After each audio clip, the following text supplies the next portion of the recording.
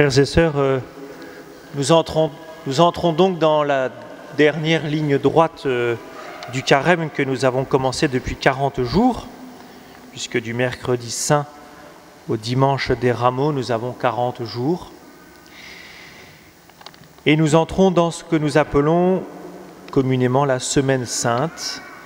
Et pour nous y introduire, nous entendons pendant ce qu'on appelle la messe de la Passion, le dimanche de la Passion, qui est le dimanche des Rameaux, nous entendons la Passion de Jésus-Christ. Cette Passion, je pense que nous la connaissons. Est-ce que nous la connaissons bien? Peut-être pas, mais nous la connaissons, nous en connaissons le récit, au moins dans ses grandes lignes, et nous assistons à quelque chose de terrible, de dramatique, où nous voyons l'innocent, le seul innocent, mourir de manière injuste. Et à la différence d'autres saints de l'Ancien Testament, d'autres justes de l'Ancien Testament, comme par exemple Suzanne, qui a été injustement condamnée par son peuple, mais qui au dernier moment, par le prophète Daniel, par son intervention devant le peuple, est sauvée in extremis de la mort.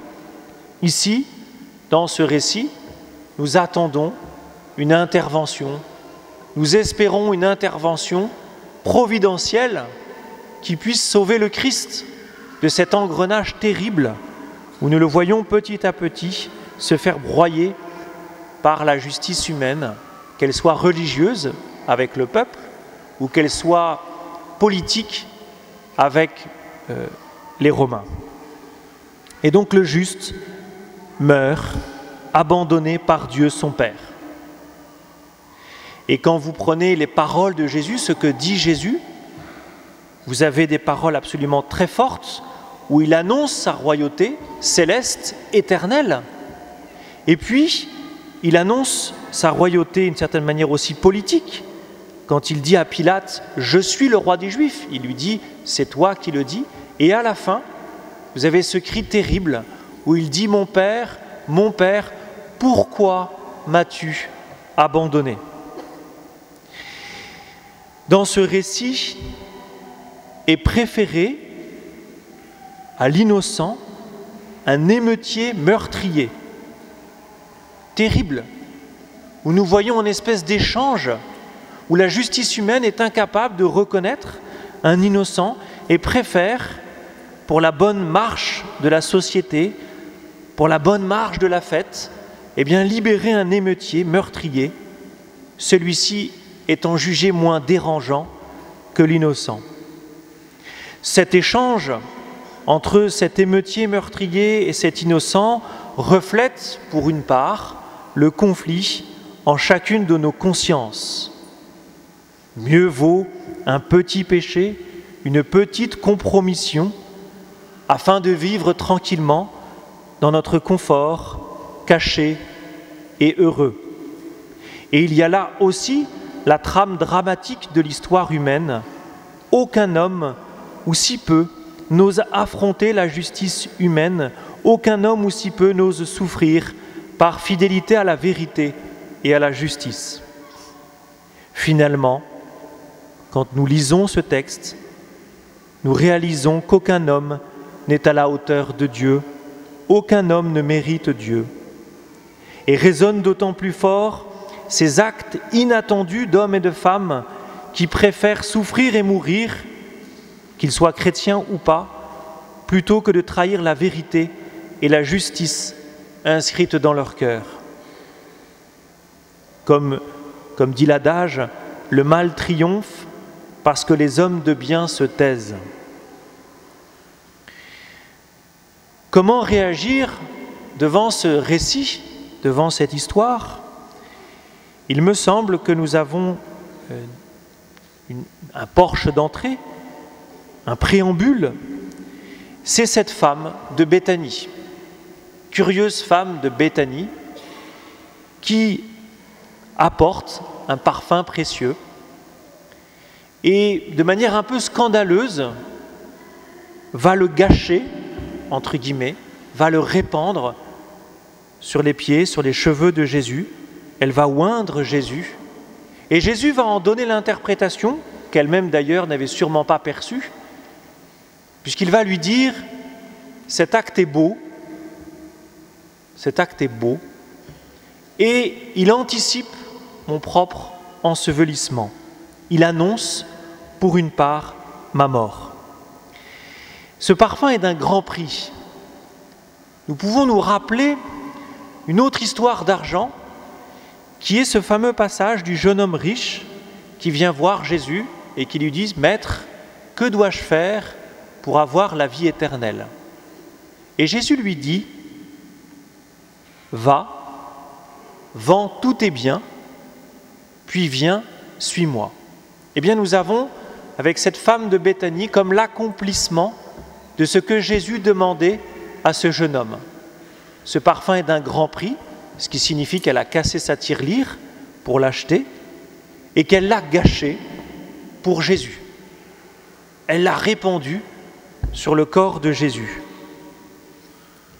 Elle y a passé sa fortune simplement pour oindre le corps de Jésus.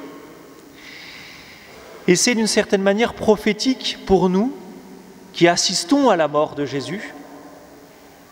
Et une façon d'assister à cette mort de Jésus, eh bien, c'est de prendre tous nos biens, tout ce que nous sommes, tout ce que nous avons, et de lui donner pour qu'il meure avec.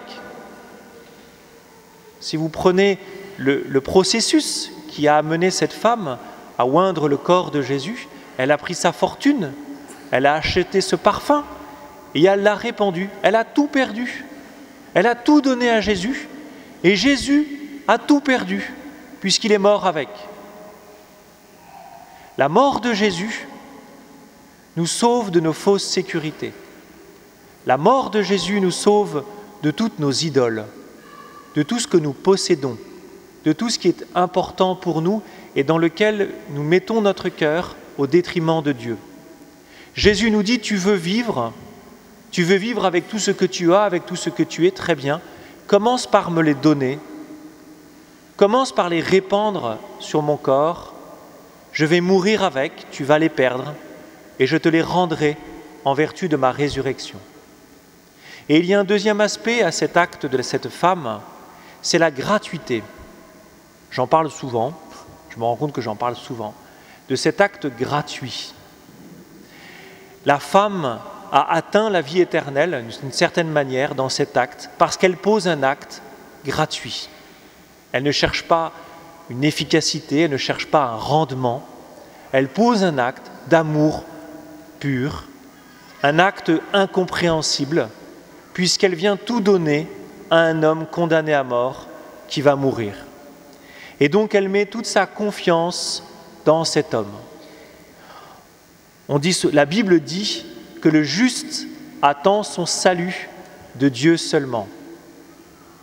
Jésus a attendu son salut, une réparation, une justice de Dieu seul. Il n'a pas cherché à s'appuyer sur ses forces humaines, ou en tout cas pas sur une violence ou une réponse à une bataille. À un moment donné, il se tait. Non pas qu'il cautionne ce qui se fait autour de lui, mais il se tait pour pouvoir mieux révéler, manifester le mal qui est dans le cœur de l'homme. Alors un petit exercice pour vivre cette semaine sainte que je vous invite à faire, c'est de lire tous les jours la Passion. Demain, après-demain, après-après-demain, tous les jours de lire la Passion. Soit pour vous, c'est-à-dire individuellement, soit en famille. Après tout, c'est peut-être possible, avant le repas du soir, de prendre un quart d'heure et de lire la Passion ensemble. D'écouter la Passion.